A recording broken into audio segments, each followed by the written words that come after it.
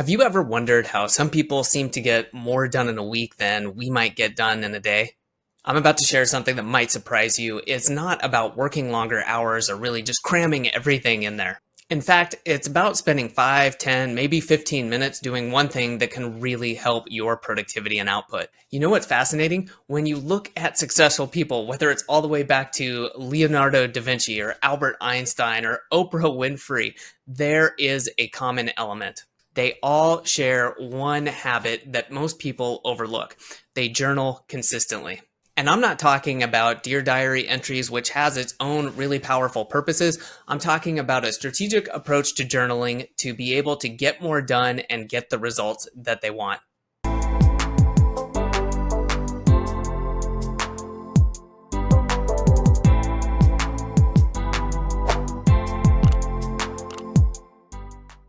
I'm Adam with Productivity Academy, and today I want to share more about something that started on the personal side for me, but has really helped on the professional side, and that is, of course, journaling, and specifically journaling for productivity. Now, if you like videos like this, or automation, or tool tips, things like that, go ahead and subscribe and stay up to date. Now, a few years ago, I had never really done much journaling. It's not something I had done consistently. I understood the benefit of it, and over time, I would see entries from a few years ago where I had started and stopped and look back and be like, "Oh, this is kind of helpful," or I would remember, maybe something that helped that when I wrote it down and I really worked through something, or it let me get it out on paper. But when I started doing this and I realized, I believe through some podcasts or maybe something like that, I don't even remember exactly, but I remember that moment where I was like, oh, there's people doing this who are seeing better success and talking about it. And a lot of it's just coming from getting it out of their brains and doing this in a kind of strategic or at least organized fashion where they have a process and they're not having to journal 10 pages. They're not spending an hour on this. It was something that they could do that was very, very helpful and either added on to another habit, whether they were journaling already or just on its own. So within a few months, I had found a lot of success with this. I created, there's an article out there, and I will link to something or at least put it in the description about how much time I saved in 1 year. I gave a short talk at a small meetup, and I calculated something like I saved 115 hours in 1 year when I went back and looked at all of the things I had automated. And this was all based off of journaling. So what I had done was each week I would take, I believe it was half an hour at the time. I would go somewhere else, whether that's just getting up and going to a different room. At that point in time, I think I like to go out to a cafe. It gets my afternoon coffee, and I would sit down, and I was away from the computer, and I would just sit down with pen and paper and a notebook and write down a few questions. And one of them was, what's something I can automate, delegate, get off my plate? And the automation and kind of delegation part was huge. Because although I didn't do everything that I wrote down, like sometimes it's hard to come up with stuff, but the things that I did, I automated a lot of recurring tasks that maybe it was just 2 or 3 minutes here. It was duplicating a Google Sheet for a meeting that happened once a week. It was doing this or that, and just getting those few minute tasks out and a few bigger ones. I calculated out the time of how much time that's going to save me for the full year. And it's huge. So, if you're doing something like automating a 5-minute task that only happens once a week, that doesn't seem like a lot. That's over 4 hours that you're going to save yourself moving forward. So you can have some really big gains. So that is an example of how sitting down, journaling, getting this out with one prompt was able to save me a huge amount of time. I know that there are studies about, people who have implemented some sort of structured journaling, seeing, productivity increases. And today I just want to show you how you can do this and see some similar results. Because when you break it down, it's not that complicated and it doesn't take that much time, but it does help to have some structure to it instead of just sitting down to journal and saying, I want to be more productive. Okay, so let's go through a few methods that you can put to work to get this working for you. So the first one I would do that I think is the simplest is just starting each morning by writing down your top 3 priorities and not typing them, not pulling them from somewhere else, but literally writing them down. You don't have to carry this with you. You don't have to do anything beyond that. But the reason this works is it's causing you to think through what your priorities are for that day. A lot of us have way more than 3 things to do, but you can think of this as like, what are the 3 things that if I did, the rest of it either doesn't matter, or these would be the things that if I only had time to get done, I would get them done first. And that's just the idea of it, is to make sure that we are focused on the top priorities, because things happen. You may run out of time. You're going to have a meeting pop up. You're going to have something go wrong. And sitting down and spending 5 minutes on this will really help you plan things out. Now, the next step with this is to evaluate how much time do you think this is going to take. And this is an evolving process. You're not going to be perfect with this at first. And I would, give yourself some leeway. You're not going to magically write down your top 3 priorities. And that's why this is actually journaling. Write down, what is it you think you should be working on? Why should you be working on it? What's going on with that? Is there any ideas that have come into your brain about, oh, that big project, that's due next week? I had this idea of these things I can do. Just get it out there. It doesn't have to be literal journal writing. You could be mind mapping. You could be drawing a picture, whatever it is that helps you get down to those top 3 priorities. And then we're, like I said, evaluating the time it takes. And this is going to help you now and moving forward. Do you have an understanding of how long it takes you to write a newsletter? Do you have an understanding of how long it takes you to do some research for a client project? How long does it take you to delegate tasks or automate something using Zapier? To start getting this idea down so that you understand your time. And then you can go forward and do that, because potentially you may give yourself top three priorities to do, or tasks that you cannot get done. And that's obviously a bad situation to be in. So as we start, we want to get better about just estimating the time and then saying, hey, did we hit that? Can we do better? What can we improve? Is there something on this, especially nowadays, that I can automate and still get the output that I want? And ending now with a brief reflection of what worked and what didn't. And the kind of good way to go about this could be the day after. So, right, we're sitting down in the morning, we're coming up with our top 3 priorities, we're estimating how much time it's going to take. And then after that, you could have yourself a little prompt if you have, a note card with this written down, which we'll talk about in a minute. But you could say, hey, how did yesterday go? Was it a train wreck? Did I get my stuff done? Did I estimate things pretty well? Or, do I need to adjust my expectations? And just writing the stuff down, what happened, what worked and what didn't. And I just mentioned the note card, and that may be a good way to do it, or a Post-it note, whatever you need. Just grab something like a note card and write down on there, what are your steps for this? Start with a process. If you want to have the process be digital as like a calendar reminder, or in whatever project management tool you use, that can work as well. But have that out there so you have that process to go through. I'm going to journal about my top 3 priorities, why they're important, what I need to do. I'm going to estimate the time, and then I'm going to reflect on the day before and write down, what went well, what didn't, what I could improve on. All right, moving into a little bit of a different prompt or journaling that you can do.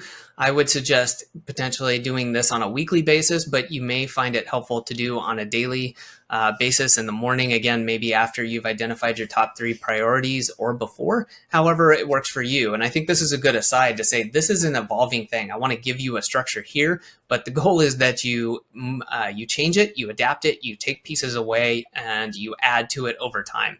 And I want to give you that structure, that baseline, the foundation, and then make it your own over time. So what I would do with this is give yourself another 1 or 2 prompts to ask yourself some important questions. And that could be, like in my case, I already gave you one, what's something I can automate, delegate, delete? Maybe it would be something about, what's working really well right now. And that's kind of why I like this on a weekly basis. It may not change on a daily basis, but you can look back and say, okay, what over the last week went really well? But then the follow-up question, okay, and how can I get or do more of that?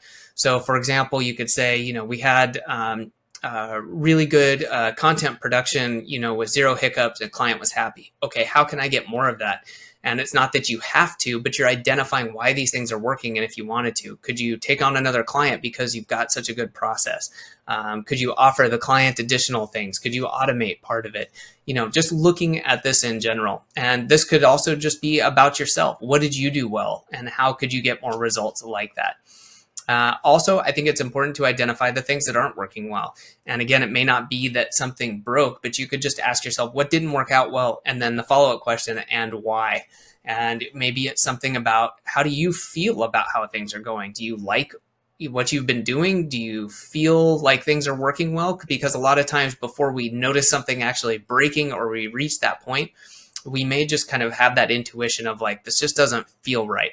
And again, that could be there's friction, there's personal issues where you don't like what you're doing, and identifying this stuff early can be really, really helpful. Again, until waiting till something breaks or you have to make some major, major changes.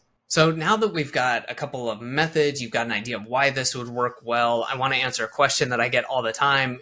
Adam, should I use this digital tool to write my notes? Should I use Roam, Obsidian? Should I stick with paper? Should I use Post-it notes? Should I use this or that? And as I mentioned, I think it's really important to do some of this brainstorming and taking it out of your head and literally onto paper. And that's just because we're using kind of multiple modes here. And there is definitely research proving this, that by the act of writing things down, right, just you're physically doing this, you're engaging the brain in a bunch of different ways, and it's just going to help you. I'm not going to go into research papers and all of that. I can link them down below. If I have them handy when I publish the video, I'll put them in there. Otherwise, you can Google and find this stuff for yourself. It's really easy. But just trust me, otherwise, that this really does work, and there is scientific backing behind this. And I think that it's really important to get some of this down by hand. However, I will say that overall, I recommend a hybrid approach. And I think that you don't have to write everything down. I don't do project management by hand or anything crazy like that. But I think that when you want to get things out of your head initially or really focus things down, it can be super helpful to have this down on paper and then potentially transfer into digital and go from there. And there's lots of ways to go into digital. I've got a video on that, and it's getting easier and easier over time. And I would just identify again for yourself what it is that works well to write down on your own and what it is that you want to journal digitally. And like for myself, I write down every day in the journal the things I'm going to be working on and have it open so that I have tasks and kind of things I need to get done on one side. On the other side, then I have some space available for just writing things down that come to mind to do with that day. And then for digital journaling, that is more of answering some things like, what went well, what can I improve on, what needs doing, and answering some set prompts that I have digitally, because then it's much easier to analyze those on a quarterly basis. And I find that that is a really good and powerful thing to do, is to reflect on this stuff. Okay, so let's talk about consistency. All right, for anything you do on a regular basis, of course, consistency is part of that, and it's the kind of like a superpower. If you do these exercises for 2 weeks and then you stop, you're really not going to see the full benefits that you could get. So you want this to happen on a regular basis. So again, creating a system that works for you, set reminders. If you're a calendar person, put it in your calendar. If you're a physical person, have a note card in front of you, with instructions. But it's taking the time now, take 1 or 2 minutes and think through, how do I want this to be available to me and to remind myself on a regular basis. So setting that time, either, setting an alarm, helping future you make sure that you get it done, and having that process laid out, whether it's digital or physical, so that you don't have to remember, you don't have to think through what you're supposed to be doing. It's right there in front of you. And that I would recommend doing this on a regular basis that makes sense. But my recommendation is to, if you're going to do it weekly, do it early in the week. For me, I do mine on Monday mornings. And then the same thing if I'm doing it daily. It's happening in the morning, usually after I have a block of time set aside first thing in my day to work on my projects. Then I get into doing kind of the daily review, all of that, and I do that as the very first part. One really important thing I want to circle back on is that as a part of this, I think that reviewing what you are journaling is a really important part of this. And again, this could be a part of your weekly process. If not, maybe monthly, quarterly review. I highly suggest setting a reminder or adding it to whatever you're already doing and going back over it. You can get some really good insights. You can see patterns. We're really good at recognizing patterns. Go back and flip through your entries and see what's going on, and just set aside a few, 10, 15, 20 minutes to do that. And you'd be surprised. Again, seeing patterns, things that are working well, things that aren't. Maybe you'll identify new things that you can start doing, things you shouldn't be doing. And again, I find it very, very helpful for a more of a systematic review of like I do it on the quarterly review and I see these things and can go in and be like, oh, okay, now that I have many entries for this, it's much easier to do a review and look through this. Whereas the day to day, I'm not going to see that so often. Okay, so we've covered quite a bit today as far as journaling and productivity goes. But I just want to remind you that this is relatively simple and to make it simple and start simple. So if this for you is something you're not already doing, I would just say, hey, set yourself a weekly reminder, set aside that time in the calendar and start yourself with one, maybe two prompts of things you can do that you think will help your productivity. If you need a prompt or two, you can use the ones I mentioned earlier in the video about, what's something I can automate, delegate, or delete, what is working well, what isn't, and why, and answering those questions on a regular basis. All right, make sure that it's consistent. Set reminders, help yourself through that, and make sure that you review. If you potentially do it weekly, you could look back on the week before, and I would also highly, highly recommend on a monthly or quarterly basis, looking back at all of these. You don't have to spend a ton of time, but look back and see if you spot any patterns, and you will definitely be surprised. You will find things over time that can help you improve your productivity and just make things better for yourself, for your team, for everyone else around you. Thanks for watching. If you've got any questions or comments, leave it below and I'll get back to you.